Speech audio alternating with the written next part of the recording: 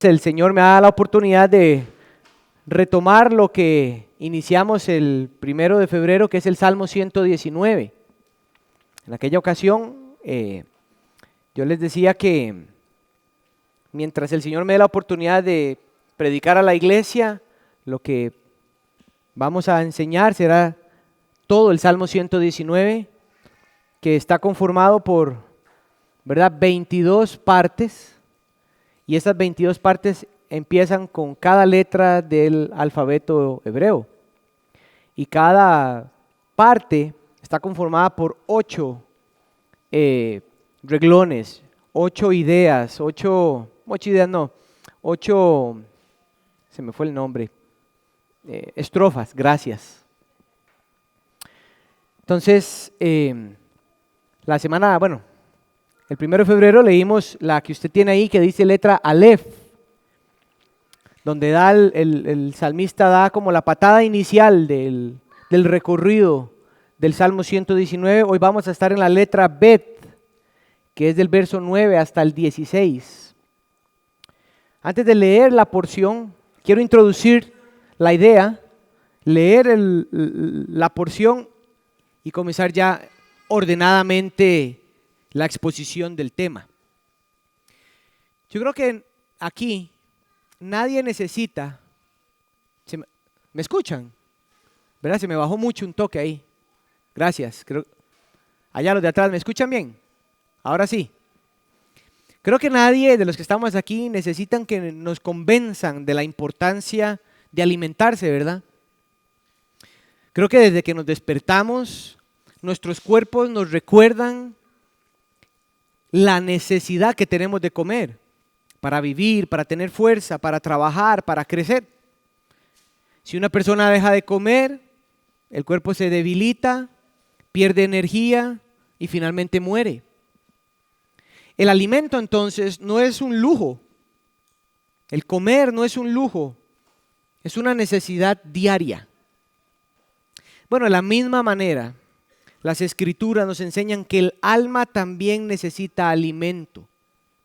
En las palabras de Jesús, citando Deuteronomio 8, Él dijo: no solo de pan vive el hombre, sino de toda. O sea, lo que quiere decir es que aquí es donde verdaderamente el alma se alimenta.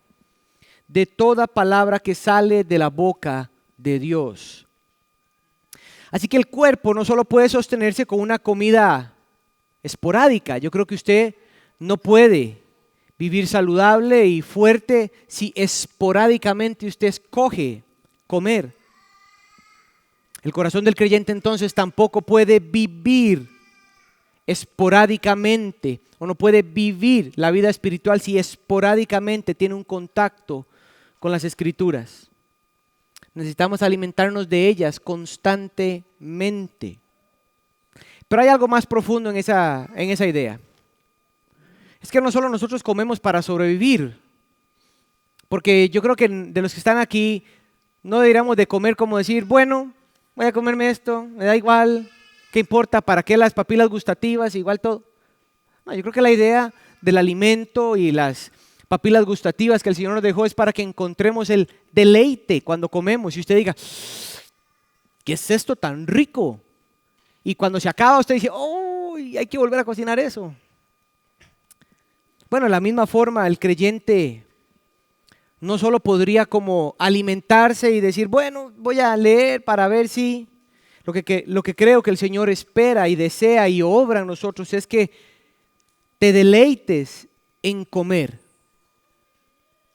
Entonces, el ejercicio de guardar, meditar, atesorar la palabra de Dios es como esa ilustración de un creyente que se deleita en lo que come de las Escrituras, y cuando esa palabra se deleita, se vuelve nuestro tesoro, moldea nuestros pensamientos, gobierna nuestros deseos y dirige nuestro caminar diario delante de Dios.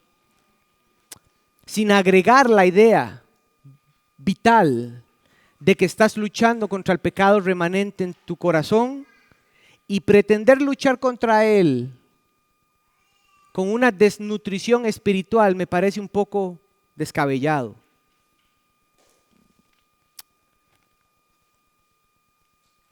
pero lamentablemente es la realidad de muchos creyentes. Pretendemos disfrutar de Dios y la vida que Él nos da con una alimentación que si fueras al nutricionista espiritual te dirías estás muriéndote, estás desnutrido, no se ve, no lo justifiques, mejor acéptalo, no se ve, en vez de creer que estás comiendo alimento verdadero o de la forma que así es. Richard Baxter dijo, las escrituras son el pan cotidiano del creyente. Quien descuida de este alimento, pronto hallará su alma debilitada y muerta. Son palabras en un contexto de iglesia que muchas veces justificamos la dieta esporádica de las escrituras, justificadas por el rush de la vida. Lo que eso significa entonces es que escogemos cosas antes que el alimento. Lo que nuestros textos vamos a leer, creo que nos ayudan a pensar y a seguir meditando en esto. El Salmo 119, verso 9 al 16 es la porción que vamos a estudiar y dice así la palabra del Señor. ¿Cómo puede el joven, quítele esa idea de que solo para los jovencitos, cómo puede el creyente, esa es la expresión correcta, cómo puede el creyente guardar puro, santo, devoto su camino? Respuesta, guardando tu palabra. Verso 10, con todo mi corazón te he buscado, no dejes que me desvíe de tus mandamientos.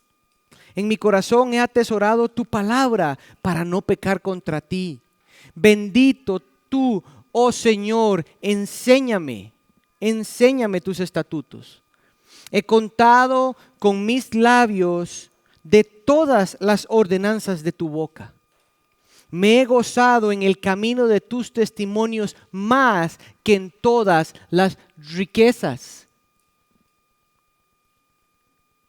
Meditaré en tus preceptos y consideraré tus caminos.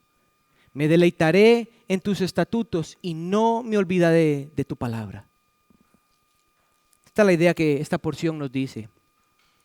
En atesorar la palabra de Dios experimentamos una vida de devoción. En atesorar la palabra de Dios experimentamos una vida de devoción. La definición de devoción puede ser muy amplia. Esta es la definición que yo les quiero dar de devoción. La devoción es el fruto del alma que tiene comunión con Dios en su palabra. Esa expresión es importante, comunión. No es el fruto del alma que de vez en cuando tiene comunión con Dios. Es el fruto del alma que tiene comunión con Dios en su palabra y se expresa en pensamientos, afectos y acciones en la vida diaria. Esa comunión con Dios, esa produce devoción de manera que tus pensamientos son pensamientos conforme a Dios, los afectos, deseos y sentimientos son conforme a Él, y entonces tus acciones, tus palabras son congruentes a Él, no a lo que yo diga que debiera de ser, no a lo que yo sienta que debiera de ser, no lo que yo piense que debiera de ser.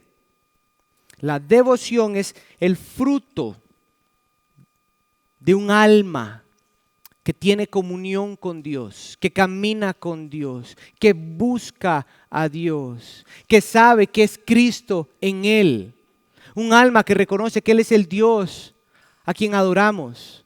Es un alma que reconoce que hermosa es tu palabra. Entonces los versos que tenemos por delante hoy nos muestran dos ideas hermanas para experimentar una vida de devoción. Son dos ideas que una no es más que la otra. Y es esta. La primera es luchar contra todo lo que no es conforme a la palabra de Dios.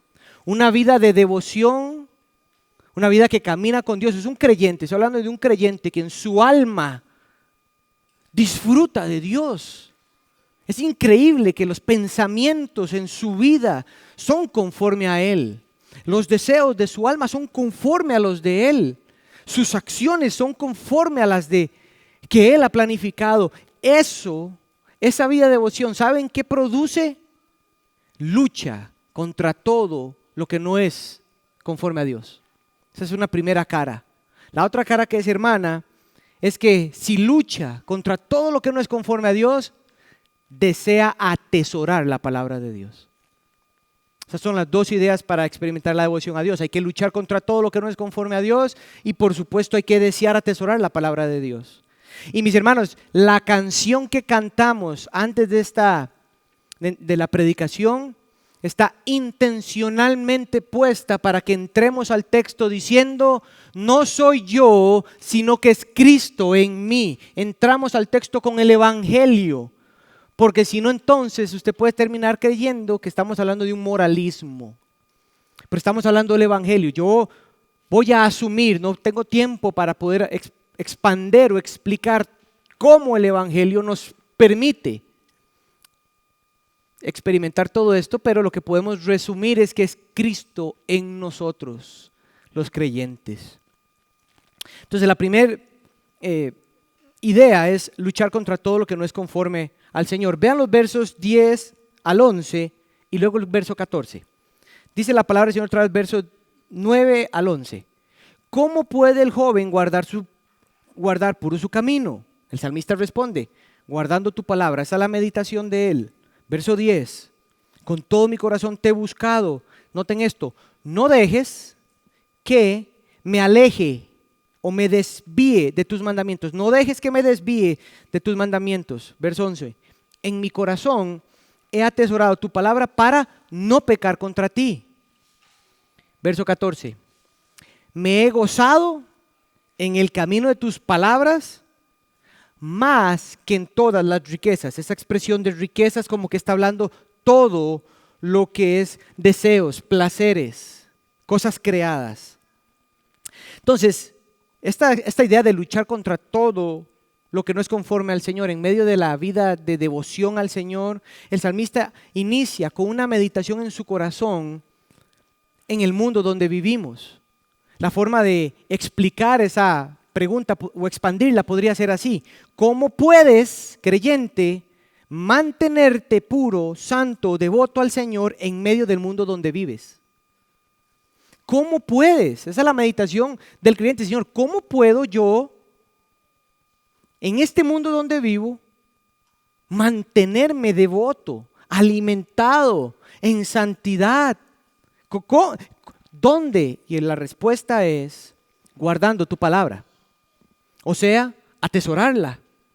Atesorarla es traerla al corazón, obedecerla, aplicarla, vivirla. Todas esas son expresiones de. Entonces, ¿cómo?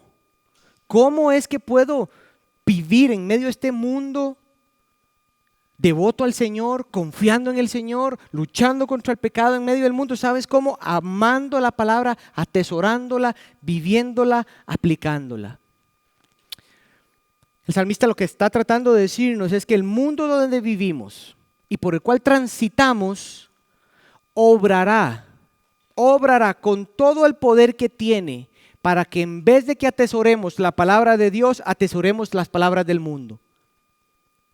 Para que en vez de obedecer las palabras de Dios, no solo las desobedezcamos, sino más bien que las sintamos tan pesadas que busquemos mejor otra solución.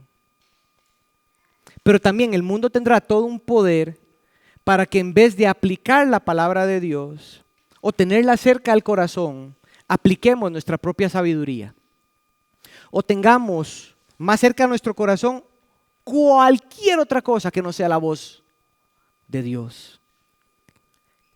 Iglesia, teniendo las Escrituras en el corazón, que sería la expresión de guardar la palabra, es que podemos guardarnos, podemos ver el fruto de una vida que es tentada y trataba de arrastrarse para que se aleje de los caminos del Señor.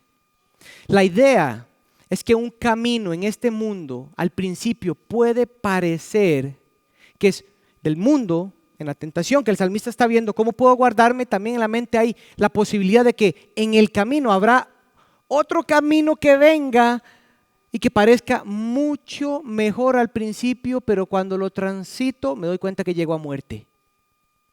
Por eso es que el Señor Jesús dijo que en el mundo muchos caminan en el camino ancho, pocos en el estrecho. Y en el estrecho usted no va flojo, en el estrecho usted va pegado.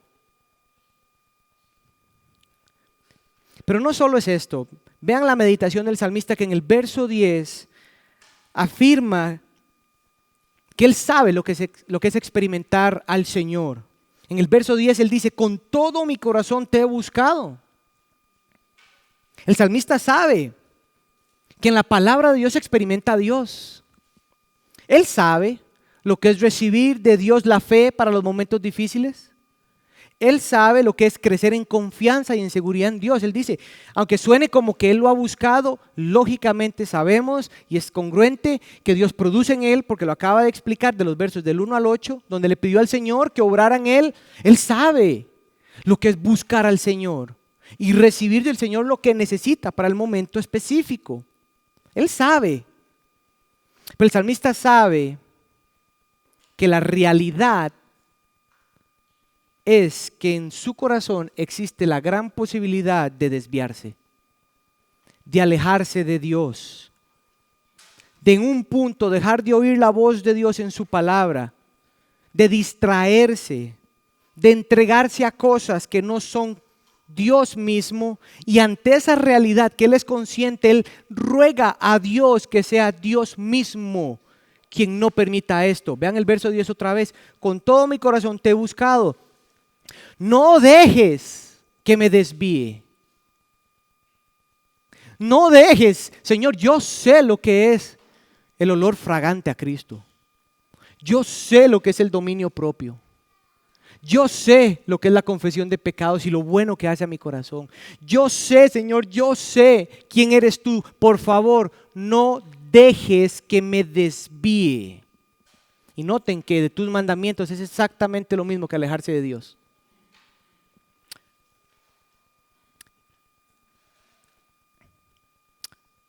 La devoción al Señor, iglesia, implica que yo necesito ser consciente de la realidad de que mi corazón es fácil de distracción. Cuando estás caminando en la devoción al Señor y en ese disfrute vas a tener que luchar contra una realidad interna. Es que tu corazón y el mío son fácilmente distraídos por cualquier cosa. Son fácilmente atrapados por cualquier cosa. Son fácilmente secuestrados por cualquier cosa. Y lo que necesitamos, en vez de negar esa idea, es reconocer la necesidad que tenemos, que el Señor nos libre de eso. Muchos creyentes no experimentan una vida de devoción al Señor, que podríamos ponerla como disfrute en Dios, porque están entretenidos con otras palabras, están entretenidos con otras ideas, están entretenidos con otros deseos, están entretenidos con otros pensamientos, y eso los hace ciegos para que no reconozcan la necesidad de que Dios mismo los libre. Y el salmista entonces nos invita a clamar: Señor, no dejes que me desvíe. Luchar contra todo lo que no es conforme a Dios no es solo contra el mundo en el camino por donde transitas, no solo es la realidad de un corazón que se desvía, se distrae, sino que también implica, ya más directo, luchar contra todo lo que categóricamente es pecado. El verso 11, el salmista dice: en mi corazón he atesorado tu palabra para no pecar contra ti. En mi corazón he atesorado tu palabra para no pecar contra ti. El salmista sabe que en la devoción al Señor y el disfrute en Él y luchar contra todo lo que no es conforme al Señor, no solo está fuera de Él, está dentro de Él. Una de las cosas que a veces más sucede en nuestros corazones que nos confunde es creer que la guerra está principalmente fuera. Mi hermano, mi hermana, la guerra está dentro tuyo. La guerra está dentro tuyo. El salmista lo sabe. El salmista sabe que su devoción al Señor está estrechamente ligada. Cuando él dice, en mi corazón he atesorado tu palabra, lo que él dice es que yo he visto, he disfrutado de mi caminar contigo. He traído tu verdad a mi corazón, Señor, y he visto crecimiento. He visto cómo mi matrimonio es impactado, mi vida de soltería es impactada, mi trabajo es impactado, mis relaciones son impactadas. He visto eso como fruto de tu obra en mí, donde tu palabra ha hecho fruto en mí, ha hecho raíz en mí. Señor, yo he atesorado tu palabra. Y saben que es el punto que el salmista sabe que esa relación es tan poderosa, tan disfrutable, que debe ser protegida. Eso debe ser guardado, debe de ser peleado, debe ser cuidado, porque el pecado buscará derrumbar todo eso. El pecado buscará distorsionar todo eso. El pecado buscará tomar más presencia en tu corazón y en tu mente y dominio más que Dios. Y el salmista dice, no, Señor. Yo he traído tu palabra en mí para una sola cosa, para proteger, obviamente en dependencia tuya y de tu propia palabra, la relación que tengo contigo. Y salmista, ¿contra qué? O sea, ¿qué es lo que puede romper la relación contigo? El pecado. Yo no voy a perder, afectar, olvidar, menospreciar, minimizar el deleite en ti, Señor, por las mentiras del pecado, por las mentiras del mundo, que noten en el texto, no están fuera de él, están dentro de él. Esa mentira que te dice que es mejor estar como estás. Esa mentira que te dice, sigue cultivando eso que está dentro de ti, que vale la pena. Y alrededor tuyo todo se destruye. El salmista dice, no. ¿Y en qué palabras lo pone? Que se libra, se sostiene, se guarda, se protege, atesorando a Dios. Para el salmista, cuando él lee, él no ve letras, él escucha una voz de Dios. Cuando el salmista abre la palabra de Dios y comienza a hablar, él no ve cosas sin sentido. Él escucha a un pastor dirigiendo sus pasos. Él cuando abre la Biblia, él no ve un Dios airado, él ve un Dios paciente y lleno de misericordia. Cuando el salmista abre su palabra y atesora la palabra de Dios, se produce en él un fruto que lo hace reconocer las mentiras que quieren robarle ese fruto. Sus oídos se agudizan, sus ojos están llenos de sabiduría, su mente está siendo dominada, su corazón es blindado por un solo ser que es digno de eso y es su Dios, al cual conocen su palabra. Mis hermanos, luchar contra el pecado no se libra dejando de pecar, se libra deseando a Dios. Se libra deseando a Dios. Se libra acercándose a Dios. ¿Puedes creer que la lucha con el pecado que tienes, recurrente, cualquiera que sea, el que parece que miente a nuestros corazones diciéndonos que es más victorioso que el Señor que murió en la cruz, ese pecado se renuncia, se vence deseando a Dios? En otras palabras, teniéndolo a Él como digno de obediencia.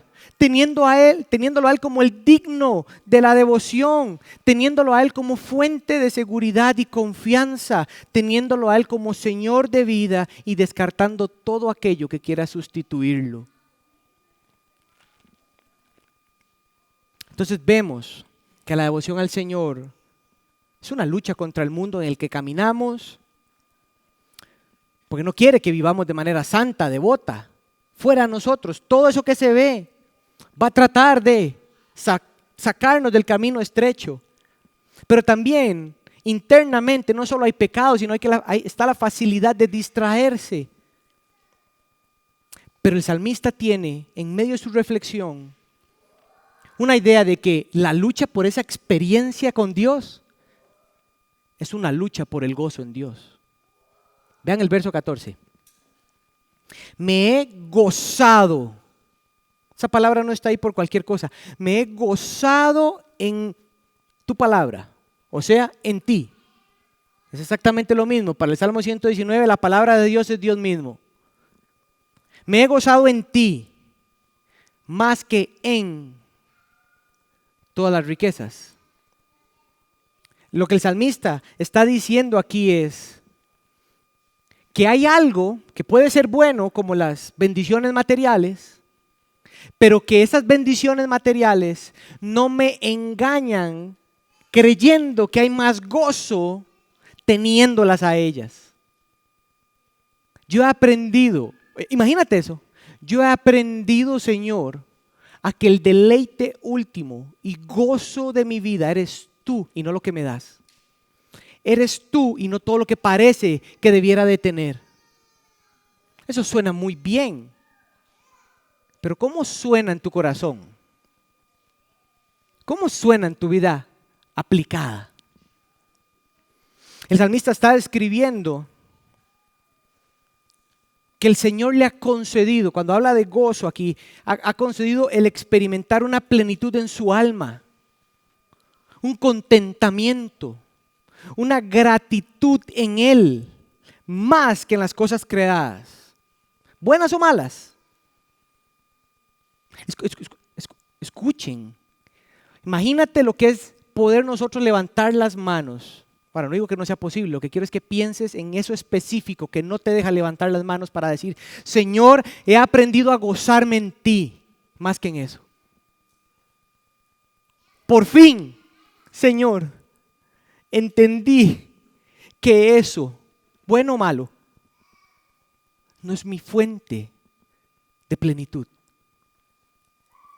No es la fuente para el contentamiento. No es el camino de la verdadera felicidad. No hay nada ahí, aun cuando sea dado por vos, porque está dado por vos para verte a ti, no ver eso. El salmista lo que está diciendo es que las cosas creadas falsamente prometen plenitud, contentamiento, satisfacción, propósito, quietud, gratitud o cualquier otro fruto del alma o el bien en la vida. Para el salmista, la lucha es una lucha por el gozo en Dios y para él es primordial, pero solo en Dios está. O sea, piensen en esto. Sé honesto con tu propia alma delante del Señor. ¿Cuántos de nosotros esperamos o creemos o pensamos que cosas creadas, como un trabajo, como dinero, como casa, como carro, como vacaciones, como una vida tranquila, como un mejor matrimonio, como hijos, como una salud casi perfecta, produciría en nosotros el agradecimiento y el gozo? Piensen lo que significa eso, porque muchas son las mentiras que están allá afuera. El matrimonio perfecto es aquel matrimonio que no pelea. Entonces todos estamos descartados aquí, hermanos. Eso es una mentira mundana. Un verdadero matrimonio es el matrimonio que lucha por el gozo en su matrimonio. Amén. Para la misma gracia, don Bernan. Ese es el espíritu que le ora al Señor para que haya en nosotros. La lucha, mis hermanos, por el gozo es algo, ¿saben qué? Que no te puede dar alguien o algo fuera de Dios. Inclusive, qué falso. Piensan esto, qué falso es cuando creemos que aún las bendiciones de Dios, que Dios nos pueda dar, pueden producir todo ese bien. Pero inclusive algunos de nosotros es como, ¿saben qué? Mejor sería que Dios no me dé nada. Entonces, si Dios no me da nada, de fijo, entonces el gozo sale, el contentamiento se produce, la gratitud se produce. Mi hermano, es una falsa de que teniendo o no teniendo el gozo se va a producir así. Porque no es cierto. El contentamiento, la lucha por el gozo está en la persona de Dios, solo en Él. Y para el salmista, en sus palabras, en el verso 14, es decir, Señor, tú me has enseñado que el supremo deleite de mi alma, el gozo absoluto, la seguridad plena, el entendimiento correcto, la obediencia disfrutable, está solamente en ti y nada fuera de ti. Así que la devoción al Señor implica este tipo de cosas. Yo quiero resaltar dos cosas importantes nada más, como resumen de esta idea de la lucha contra todo lo que no es Dios. Lo primero, mi hermano, mi hermana, la devoción al Señor es una guerra, ¿ok? Es una guerra. Es una guerra de palabras. Sé que he hablado con muchos y muchos me han escuchado decir esto varias veces, pero es una guerra de palabras. El mundo, tu corazón, hablará palabras que suenan como palabras de Dios para engañarnos con tal de que no atesoremos a Dios. Entonces necesitamos las palabras de Dios en nuestro corazón para discernir cuando no son palabras de Él. Es una guerra de palabras, una guerra de voces, una guerra a lo que oigo, una guerra a lo que pongo atención, una guerra a lo que rumeo, una guerra con lo que pienso.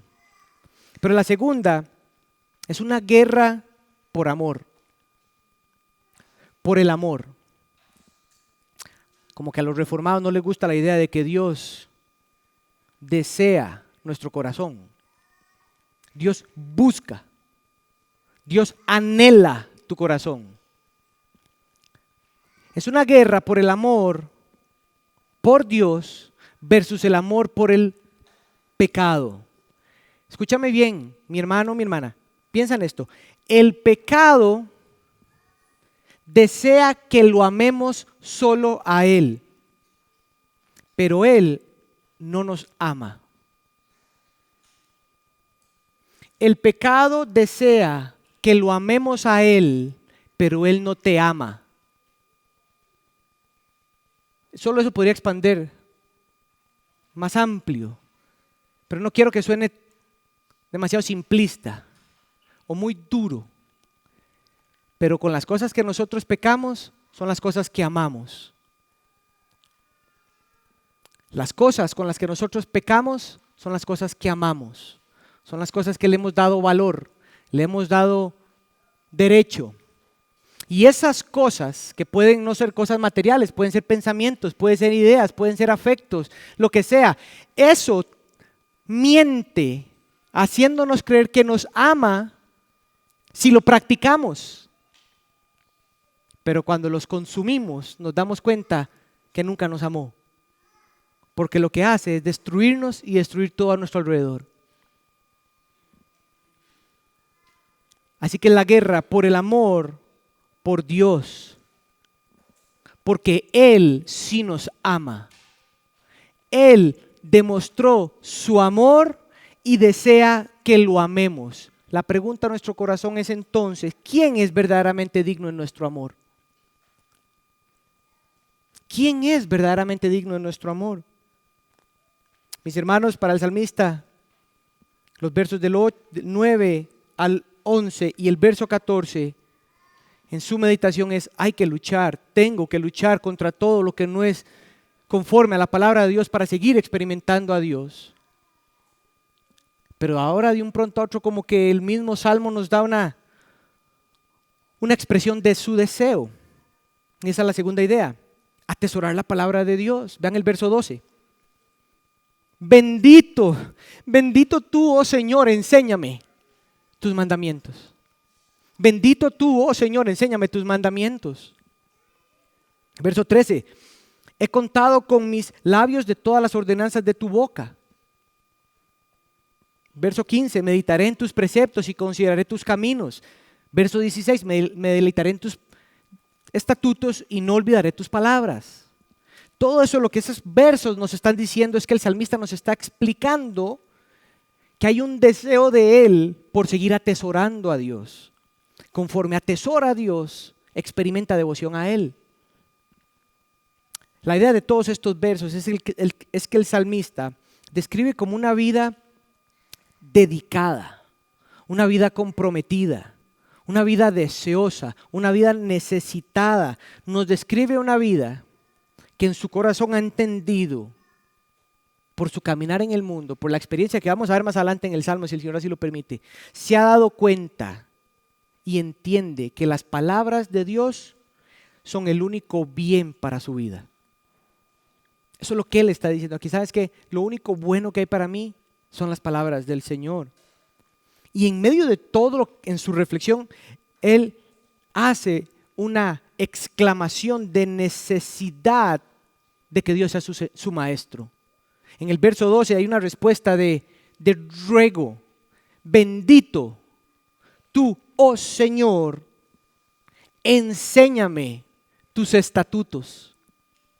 En vez de creer que ya lo sabe todo, para aquellos que argumentan que es el rey David, cualquiera diría, pero David, conforme al corazón del Señor. El salmista podría dar la impresión de que lo sabe todo. Pero en vez de creer que lo sabe todo, nos muestra la humildad que se requiere para atesorar la palabra del Señor, y es la humildad de que Dios nos enseñe. Es la humildad del corazón que dice, Señor, yo no lo sé. Señor, yo necesito que me enseñes.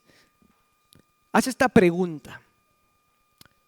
¿Cuál es la respuesta de tu corazón al Señor? ¿Cuál es tu respuesta al Señor cuando Él te enseña en su palabra, en áreas de tu vida donde lo que requiere de ti es que mueras a ti mismo? En esa área específica, muere, córtate el brazo, sácate el ojo, córtese la pierna, bote eso, renuncia a eso. ¿Cuál es tu respuesta a eso? Pero a la misma vez, ¿cuál es tu respuesta cuando tal vez no es que mueras, pero que abandones ese deseo? Que reconozcas que ese pensamiento que tienes es un pensamiento errado. Que veas que las palabras y las actitudes que tienes o has practicado no son congruentes con la forma con la que Él desea que vivas. ¿Cuál es tu respuesta al Señor en eso? ¿Sabes cuál debe ser? Levantar las manos y decir, Señor, enséñame. Bendito tú, oh Señor, enséñame. Porque la razón por la cual lucho con este pensamiento es porque no me has enseñado, no me dejo enseñar. La razón por la cual lucho con este pecado en el corazón es porque yo parece que no quiero renunciar. Enséñame, bendito tú. Es como que está diciendo, tú eres la fuente, está en ti, no está en mí. Ven, rescátame, ayúdame, enséñame. Entonces hay un deseo como el Señor, por favor, enséñame. Necesito ser humilde. La humildad es muéstrame dónde está el pecado. No dejes que me justifique. Enséñame a llamar eso por su nombre. No por como yo lo podría llamar, porque lo he llamado por mucho tiempo de esta manera y no es congruente a ti. Mis hermanos, se requiere humildad para hacer eso. Se requiere un corazón que sabe lo que es estar en la palabra del Señor y que el Señor te pastoree. Se requiere humildad para eso. Por otro lado, el salmista, en la misma expresión de deseos, en el verso 3, describe una de las frases más complejas para mí en todo este salmo, y es que en el verso 3 él dice, he contado con mis labios de todas las ordenanzas de tu boca. La pregunta es, ¿a qué o a quién le has contado? Yo lo que creo que el salmista está diciendo aquí es que el deseo suyo de atesorar a Dios en su palabra es un asunto que no hace solo. Es un asunto que no hace solo. La forma más correcta de entender este salmo es pensar en un hombre que ha recibido ayuda, un hombre que ha sido transformado, un hombre que ha cambiado a través de la palabra de Dios. Y ese cambio, esa transformación, esa ayuda que ha recibido de la palabra de Dios ha impactado áreas de su vida y momentos de su vida que lo que se produce en él ahora es ayudar a otros a que experimenten eso mismo en sus vidas. Entonces lo que él tiene en su boca es que yo, Señor, yo no puedo callarme. Yo cuento de tus maravillas. Iglesia, Dios despliega su gracia y poder en la vida de sus hijos, que en humildad reconoce que son débiles, que son pecadores en proceso de ser santos y que están en un mundo que sufren. Y es a través de esas vidas donde Dios despliega su poder, su gracia. Cuando esos hijos suyos abrazan su palabra, la mastican, la disfrutan, la aplican. Y lo que produce en sus vidas es que otros ven la perseverancia, ven cómo es la obediencia, ven cómo es la santidad. Tu atesoramiento, mi hermano, mi hermana, tu atesoramiento de la palabra de Dios en los momentos del caminar cristiano impactan la vida de tus hermanos. La forma como hablas, la forma como vives impacta. Nunca olvides eso. Por eso es que atesorar la palabra de Dios es un proyecto comunitario. No es un asunto solito. Por eso el salmista empieza, enséñame. ¿Saben lo que se necesita? Humildad para dejar que hermanos entren a la vida de uno y le hablen la palabra de Dios. Eso requiere humildad, porque estamos descodificados, porque diría que codificados es para que eso pase. Pero por el pecado presente estamos descodificados, de manera que veamos lógico producir escudos. Y el problema es que el escudo pareciera tan grande que ni la voz de Dios puede entrar ahí, a menos que yo determine cuándo entra y cuándo no. Imagínate. Y así nos vemos. Gracias a Dios que el Señor no nos ve así. Entonces, el salmista desea atesorar a Dios. Ahora en el verso 15 y 16 describe como que el deseo suyo es pensar en Dios de forma activa para que sea Dios quien dirija su vida. Vean el verso 15. Meditaré en tus preceptos y consideraré tus caminos. Aquí interesante. Meditaré, entonces consideraré. Me deleitaré, entonces no olvidaré. Lo que eso quiere decir es que pensar en obedecer, caminar conforme a la voluntad de Dios en el mundo donde transitamos y en la vida en la que estamos requiere un paso antes, y es pensar en Dios. Entonces a veces puede ser que muchos de nosotros queremos caminar la voluntad de Dios, creemos que la voluntad de Dios es conforme a lo que nosotros mismos pensamos y no conforme al tiempo y la forma como Dios quiere que cultivemos nuestra mente para entonces considerar sus caminos. La misma sería que a veces olvidamos la palabra del Señor y justificamos que es el rush de la vida, pero el abrazar o el no olvidarse de la palabra de Dios está ligado a cómo te deleitas en Él. Hay algo en Él que hace que yo no me olvide de Él. Y muchas veces no son sus palabras, porque yo no me acuerdo necesariamente de sus palabras siempre, pero yo sé lo que disfruta mi alma estando con Él. Entonces, para el salmista, lo que él dice es buscar que mi vida sea alineada a Dios para disfrutar de Él y atesorarlo en Él. Inicia tomando la escritura y trayéndola a mi vida y viendo dónde se aplica. cómo tiene autoridad, poder, guía, sabiduría, corrección en áreas específicas y en áreas generales. Y cuando eso pasa, me doy cuenta que ese es el camino de Dios. Eso se llama meditar. El salmista piensa en Dios. El salmista no va pensando en Dios y viendo a ver cómo es la voluntad de Dios, como cuando usted va en el carro comiéndose una hamburguesa manejando en autopista. Usted va rapidísimo metiendo marchas, comiéndose la hamburguesa, usted no sabe ni qué está disfrutando. A veces como que nuestro pensar en Dios es así.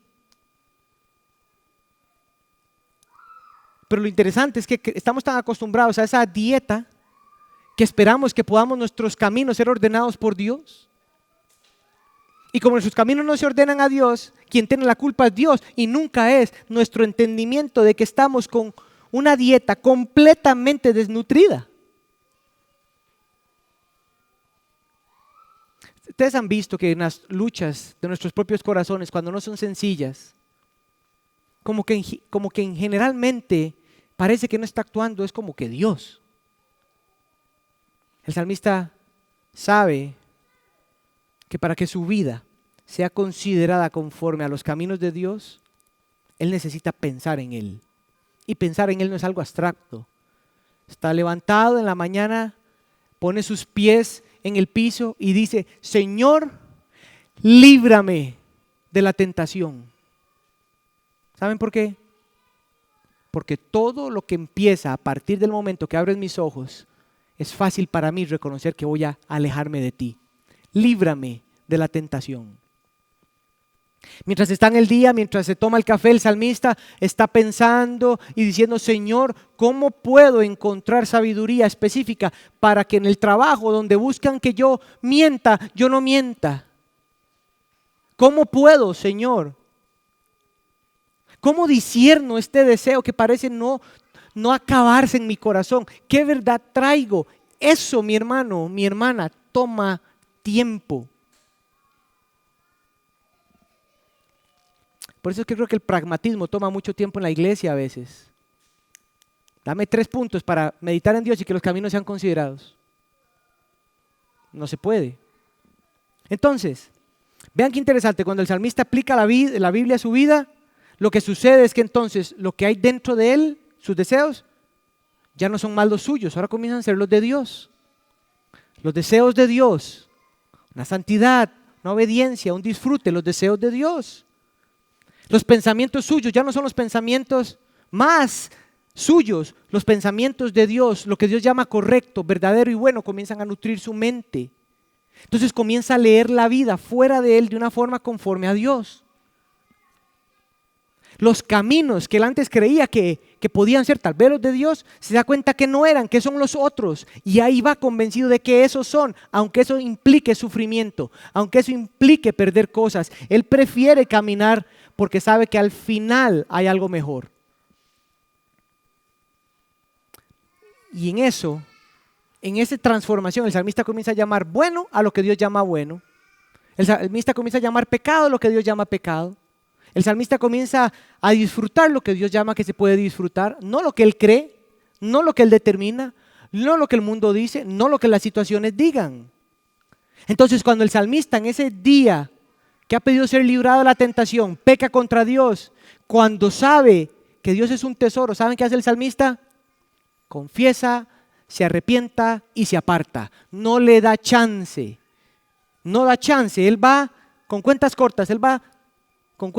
Porque sabe que lo que está sucediendo aquí es más grande de lo que él podría hacer. Entonces el salmista reconoce que necesita una vida que piensa en Dios. Mis hermanos, y eso va a pasar con nosotros igual. Así que yo he tratado de que vean en el Salmo 119 que la devoción al Señor es un fruto en nuestras almas cuando la palabra, Él, Dios, se vuelve el tesoro más grande de nuestra vida. Y para eso tenemos que luchar contra todo lo que no es conforme a Dios en su palabra y a la misma vez atesorarlo a Él. Atesorarlo a Él. Entonces déjenme aplicar algunos algunos puntos en esta segunda idea. Para atesorar la palabra del Señor, mis hermanos, implica ser humilde y reconocer cuánto necesitamos que el Señor nos enseñe. Seamos humildes y reconozcamos, Señor, necesito que me enseñes a cómo vivir. Pero ¿saben algo interesante? Porque no es un asunto de deseo, como, bueno, Señor, yo quiero desear. Más bien, en ese deseo hay que ser humilde y se necesita que no se quede solo en el deseo, sino que se vuelva una acción movido por el Espíritu y lo podamos buscar. Y nuestras palabras sean: Señor, enséñame a perdonar. Señor, enséñame a vivir en santidad. Señor, enséñame a amar tu palabra y no al mundo. ¿Sabes qué, Señor? Enséñame a que el pecado es algo que se mortifica y se aborrece, no algo en el cual se refugia. El pecado es algo que está hecho para ser aborrecido, odiado, mortificado, hacerlo morir. No es algo que está hecho para que nos refugiemos en Él, nos alimentemos en Él y esperemos sacar de Él vida para nuestras almas, mis hermanos. Se necesita humildad de que el Señor nos enseñe: Señor, estoy nutriendo mi corazón con un pecado recurrente creyendo que Él me va a dar vida, cuando lo que me da es muerte. ¿Y cómo lo sabes? Mira mi vida, mira mi mente, mira mi corazón, escucha mis palabras, mira las relaciones que tengo a mi alrededor, mira mi trabajo, mira toda mi vida. He vivido engañado de ese pecado, pensamiento, deseo, afecto, práctica, creyendo que en Él hay vida. Se necesita humildad para reconocer eso, hermanos. Pero se necesita ser humildes y reconocer también cuánto necesitamos que el Señor nos haga un pueblo que aplica y conecta su palabra con nuestras vidas. Muchas de las dificultades del creyente es que tiene como que verdades de Dios, pero que la vida no sabe cómo vivirla. Que el Señor nos enseñe a cómo traer su palabra y aplicarla en las decisiones más sencillas, porque ninguna decisión debería ser sencilla, o en las más complejas. Necesitamos que el Señor nos enseñe en cómo el presupuesto financiero que nos dio debe ser conforme a lo que Él dice, no conforme a lo que yo quiero. No se puede, mi hermano, no se puede. El uso del dinero, Señor. Mis hermanos, ¿saben cuántos de nosotros, para no decir todos, porque yo creo que somos todos, necesitamos, cuánto el Señor nos enseña a saber usar el dinero? Es una vara muy rara porque el dinero no tiene poder en sí. ¿Sabe quién le da el poder? Usted y yo. Por eso, lo que nos hace pecar es lo que le hemos permitido que nos domine más. Ocupamos que el Señor nos enseñe cómo disfrutar las vacaciones. Ustedes han visto que cuando vamos de vacaciones como que despilfarremos esta vaina por si no sabemos si mañana vamos a vivir. Esa es una de las tentaciones de mi corazón, nadie sabe. Yo necesito que el Señor me enseñe. Porque vengo a las vacaciones y la cuesta de enero y ya me pago por agosto. Necesitamos que el Señor nos enseñe en asuntos de entretenimiento. ¿Sabes lo que significa? Hicieron un experimento. Pusieron a varias personas encerradas, hombres y mujeres, dentro de un individuo, solitos, en un cuarto, y tenía un botón. Solo había un botón y el botón tenía una descarga eléctrica, si usted lo toca. El experimento estaba hecho para ver cómo podían resistir el aburrimiento. Y del 100%, el 75% de esas personas tocaron el botón con tal de no estar aburridas. Lo que eso quiere decir es que yo prefiero hacerme daño en vez de estar aburrido. ¿Qué dice eso? De tu pensamiento de Dios. Se necesita humildad para reconocer eso. Se necesita humildad para desconectar el celular, la computadora, dejar de pagar lo que se necesita. Se necesita humildad, hermanos, que el Señor nos enseñe. Se necesita humildad para reconocer que el Señor nos enseña cómo experimentar y pasar por medio de las dificultades, las luchas, los temores. Se necesita que el Señor nos enseñe a cómo trabajar de forma que le honre. Cómo ver el trabajo con lentes bíblicos. Cómo necesitamos que el Señor nos enseñe a ver el matrimonio, la crianza de los hijos, las amistades, el tiempo que usted y yo le llamamos tiempo libre, como si la criatura en algún momento fuera dueño de alguna cosa. No existe tal tiempo libre. Todo es de Dios. Si al tiempo libre le llamas que ya no estás haciendo tus obligaciones que el Señor te puso a hacer, ese tiempo libre es para que sigas viviendo para Él. Y lo que vayas a hacer, hazlo en disfrute de Él y para Él, no tuyo. Que el Señor nos enseñe en la enfermedad, que el Señor nos enseñe ante la muerte. Eclesiastés dice, ve a la casa del luto en vez de la casa como en la donde hay una fiesta, porque yendo a la casa del luto vas a recordar algo que probablemente olvidas. Y lo que está diciendo el Eclesiastés es, si hay algo que usted y yo olvidamos es de que vamos a morir. Y vivimos nuestra vida como si no fuéramos a morir. Y cuando viene la muerte, ¡pum!, nos sorprende algo que si vas a la casa del luto, donde está la muerte, vas a recordar que tienes corta vida en el mundo para vivir por un propósito. Y créeme, no es para vivir para tus placeres.